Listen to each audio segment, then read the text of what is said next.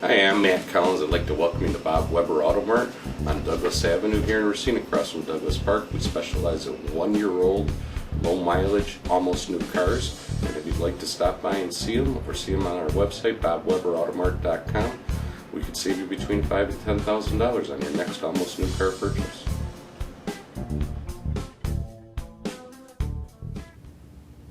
Welcome into another edition of Sports Junkies. I'm Steve Sparky Fifer, along with Gery Woelfel of the Racine Journal-Times. Time to talk a little Packer football as we are now into training camp already this year, and already conversations about the offensive line and what's going on there. One guy that we thought was going to be in the battle at right tackle, and I guess he technically is Don Barclay, who ended up last year at right tackle and finished the year at right tackle. I thought did a fairly good job. But now McCarthy has decided that Barclay is going to compete also at the center position with Evan Dietrich Smith. So he's got him playing at center and right tackle. I'm not sure there are too many offensive linemen in the league that are playing right tackle and center. But having said all of that, do you like the movement and the rotating chairs that McCarthy is doing, trying to get his best 5 guys on the offensive line? Oh, absolutely. I mean, they got to find a way to protect Aaron Rodgers. That's the bottom line, and McCarthy's doing his best to do it. He's already made, we talked about this last week, 2 major moves moving, the guys on the right side to the left side. Barkley's interesting, though. I mean, you would think Newhouse would have a stranglehold on that right tackle, but he made a lot of mental mistakes last year, and it was costly. So, no, I'm definitely all in favor of him switching things up. The other thing, too, about this Packers team is going to be that safety position and how they play back there. And we've talked about that in the past. Morgan Burnett, the last I heard, the previous, I guess the day before we're taping this, depending on when you watch this, I had a big day. I had an interception, had a deflected pass, and so forth. And talking to one of the guys that covers the Packers, Wes Hodkiewicz from the Green Bay Press-Gazette, he says he thinks this is going to be Morgan Burnett's breakout year. And he points to the fact that, Nick Collins wasn't a Pro Bowl player right away. It took a while. He brought up Leroy Butler. It took Leroy till his 4th year before he made the Pro Bowl. So he said, look, the safety position takes a little while to get going. Not everybody's going to be a Pro Bowler their first year. And he thinks that Morgan Burnett is poised to take that next step. I totally agree with him. In fact, yesterday I was talking to a friend of mine about that very same topic, and I brought up Nick Collins. I mean, the first couple of years, Nick Collins was not a very good player, and all of a sudden he blossomed, into a Pro Bowl caliber player. But my issue isn't with Burnett. My issue is with the other safety. I agree. And when in the NFL today, where it's a pass-happy league, man, I'll tell you what, they break down weaknesses in secondaries constantly. And we saw that with the Packers last year. They attacked, weaknesses in the Packers secondary. Had some monstrous games. And I feel it's going to be the same way again. You can have 3 good cover guys, but if you have a 4th guy that can't cover or a 5th guy that can't cover, NFL teams are so savvy today, they'll exploit those weaknesses. And until the Packers find a really good safety to go with Burnett, I think they're going to have issues. The other story coming out early on, it's early, let me emphasize that, Jermichael Finley. Kind of low-key in it with the media, not really saying too much, just kind of staying out of the headlines. He's a free agent after this year. I think that's obviously part of it. How long will that last? We all know Jermichael Finley. He's probably just bundling this all up inside, and I figure I'll give him till about 3rd week of the preseason, and boom. Right, no, fair. And track record says that you're probably going to be right, but because of Jennings being gone right now, because of Driver being gone, even though Driver wasn't a big impact last year, right? You have James Jones, Jordy Nelson, Randall Cobb, and then 2 guys that are very young, and Boykin and Ross, so they decide to go that way. Who knows who won those 2 positions. But wouldn't you think Finley will have a bigger role in the offense this year without Greg Jennings being there, having to be a guy that is more of a playmaker in this offense? You know what? I thought he's had a pivotal role the last couple of years, but just hasn't produced. I mean, how many times? The second half of last year, I thought he played pretty well. He played okay. But you know what? I mean, he's had too many drops. I mean, McCarthy has been incredibly patient. I mean, and he's patient with them simply because he knows this guy has a world of talent. No question. But at the same time, how many times have you and I seen talented guys just flash you, tease you? Brandon Jennings of the Bucks, he'll have a 55-point game. He'll have a 40-point game. Then he'll have an 8-point game or a 12-point game, and nowhere to be found. No consistency across. If the Packers are going to make a Super Bowl run, Finley's got to play. I agree. Big time. Yeah, no question about it. And the other thing, I brought this up the other day to one of my co-hosts off the air. You look at this Packers team right now. Mm-hmm. Who is their rival?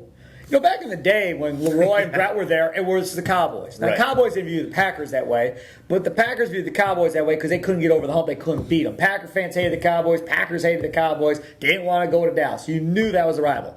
Brett Favre's in Minnesota. Mm-hmm. It's the Vikings. Just Right. beat Brett. That's all we care about. That's the number one rival. But right now, you've got Colin Kaepernick, who torched you last year, and the Niners, who you open up the season with now, and you got to deal with again. Yeah, they're 4.5-point favorites, by the way. Who? 49ers. Well, That's the Packers opening. I was in Vegas a couple of weeks. Probably should be more than that. So you have that. But then you also have Desmond Bishop, who's now with the Vikings. You have Greg Jennings, who's been talking crap about Aaron Rodgers. So much so that his own coach, Leslie Frazier, told him to shut the hell up. Yeah. So who is their rival right now going into this year? I mean, traditionally, and it has been. No, it's not. It's not. It's not the Bears. Oh, it is. No, it's not. Absolutely. No, it's not. You have. I mean, No. the rivalry over the years. It's not No. to the degree it was in the past, but there's still. It hasn't been that rivalry since Forrest Gregg and Mike Ditka. Oh, it hasn't I- been the same since. Well, okay, and I was going to say, okay, take the Bears out of the equation. In my mind, the biggest rivalry, and even though they don't play them a lot, is the Giants. The Giants. Oh, well, they can't beat the Giants. Exactly. So you're right about that. So all of a sudden, it's that's like, another team. I didn't even think about that. I mean, it's like, okay, we get in the playoffs and play New York, and I mean, if you're an old timer, you go back to the '60s. The Packers and the Giants were fierce rivals. Right. I mean, they made championship games, and then of course nothing's happened for the next 30, 40 years.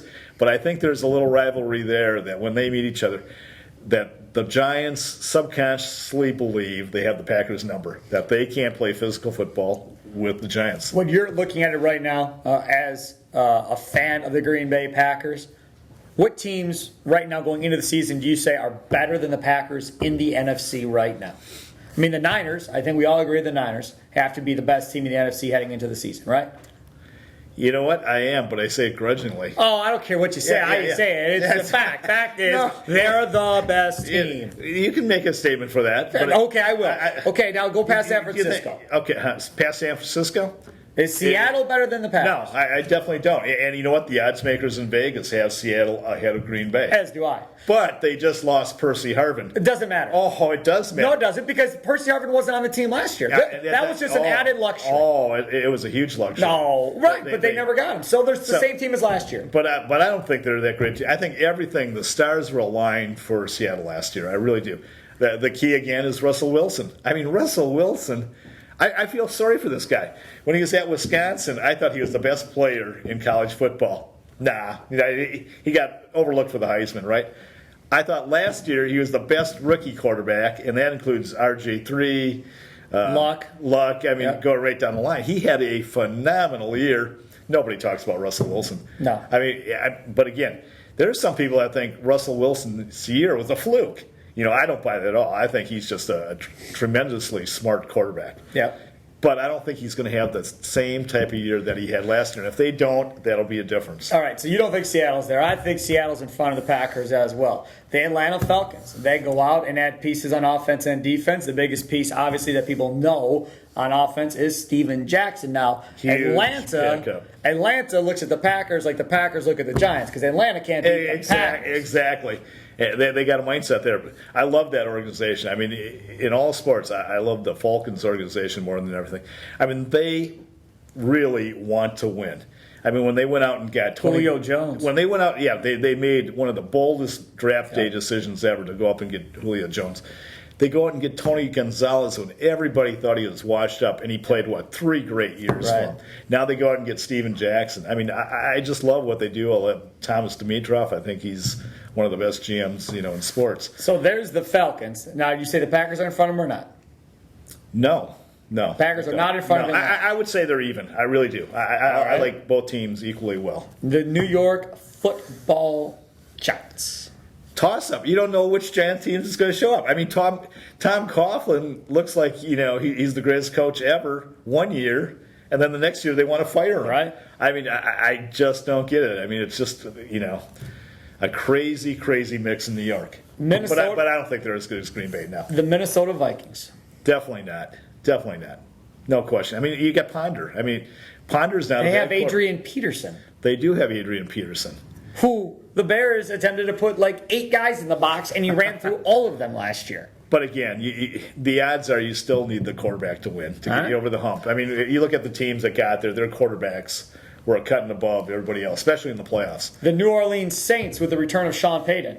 Intriguing team. I think that team could go either way.